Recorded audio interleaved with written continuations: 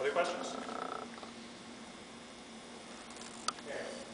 So next, stay relaxed and fluid. Okay? By fluid, I mean when you're relaxed, you have able to have a constant flow of motion. Okay? Nothing really jerky, but very fluid.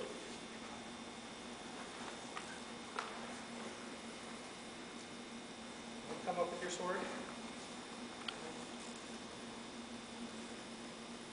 Most people feel that to get a stronger blow, you need to get your muscles involved. Okay? You need to tighten it up. You get a nice, strong grip. Okay? So let me put your sword out. So you get up there, all tense. You get your muscles involved. You really got to get your whole arm. Doing a lot of weightlifting to build up the arm muscles. You got a really strong grip. Get out there and just whack it. Okay? Not only are you not hitting as hard, you're hitting slower, and realize that speed means you're going to hit harder too. Also, when you hit, you're losing your balance a little bit there because you're all tensed up.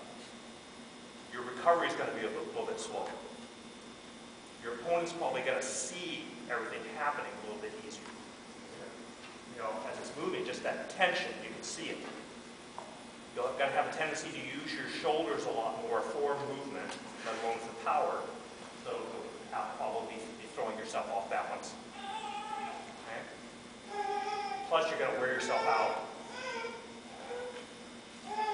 Plus, your arms are probably going to start hurting after a while, and you're icing it up later, not knowing why.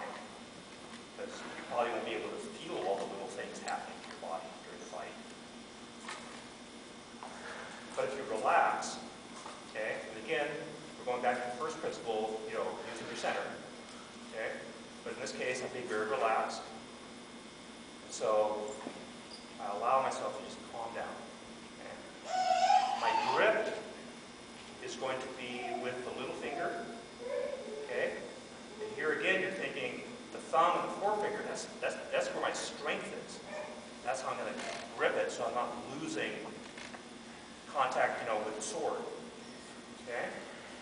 But it's that little finger down here, that's where you're going to have the most stability, actually. Okay?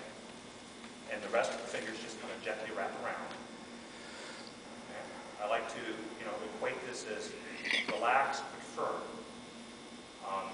An example I sometimes give is you have a small child and you're escorting them across the street.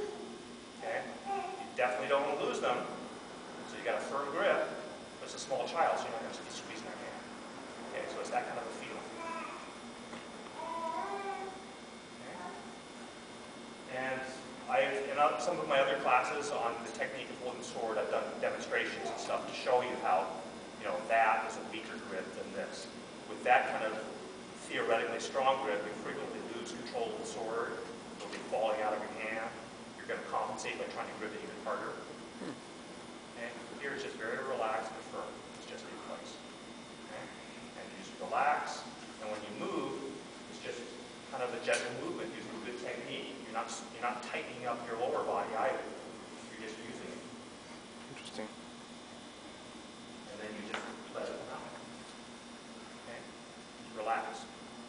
And you find that as you relax, you're not going to be burning yourself out. It's going to be easier to maintain your balance because you're probably using better form. Okay.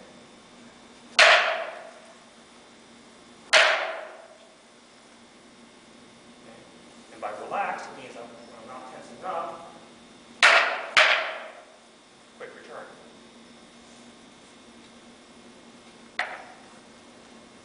Okay. Any questions about that? Okay. Fluidity applies throughout the whole fight. You want to be constantly fluid.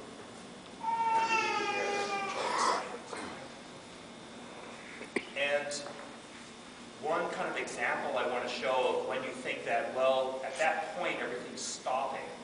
You come out, you hit, okay, and then you're going to be returning. Okay?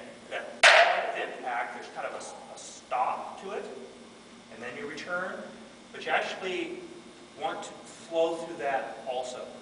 And even if you're at a point where the sword is stopping because of the impact, your center is still moving. Okay?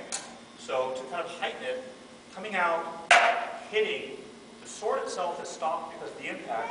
My center is still moving. It's moving this way, and now it's pulling back, ready to move the sword back in place. Okay? So even at that little moment there where the sword's not moving, this is still moving, the center. Moving forward slightly, and then returning. Okay? And go ahead and hold your sword out. So at the point of impact there, hard impact, whether it's inside his head, shield, whatever. But really what's happening here is that it's moving there, it's moving there. Okay? And go ahead and hold that hand out, catch the sword. Now, so, okay, I don't let the sword move, okay? So at that point, the sword is not moving, but my center is still moving. Okay? So that's just one example of where, even at those points where it looks like things stop and then start again, your center, your focus, your feet, your intent of where things are going, everything is still flowing. It's still very fluid. And one of the ways to do that is to relax. Because when you get very tight, all the muscles, using my shoulders, okay, it's deadening everything else. And I have to kind of re-muscle everything back. And your muscles aren't going to stay tight throughout the whole thing. Okay? So they'll tighten up, and then they'll loosen, and they'll tighten up again for the next work that you're doing. So that's going to kind of put lots of gaps in your fluidity. But relaxed, you just keep moving. Even right here, the sword stops, but the center is still moving. Ready to come out. Yes? So let's say you decide to redirect your sword like you're going to do a rise and snap. Yes. Are you redirecting your sword with your pinky? Is that the part that you're going to... Well, when you're redirecting your sword, a lot of times what's really happening is you're readjusting where your elbow's going, where your hand's going. It doesn't necessarily have to involve the fingers themselves, but use of the fingers can redirect the blow, especially they influence where the tip's going.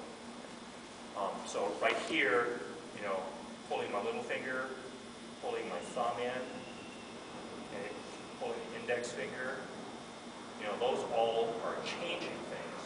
So as I'm moving in and coming up, all of a sudden I use my little finger there, and what it does is instead of the blow going there, little finger pulls, and it goes just past.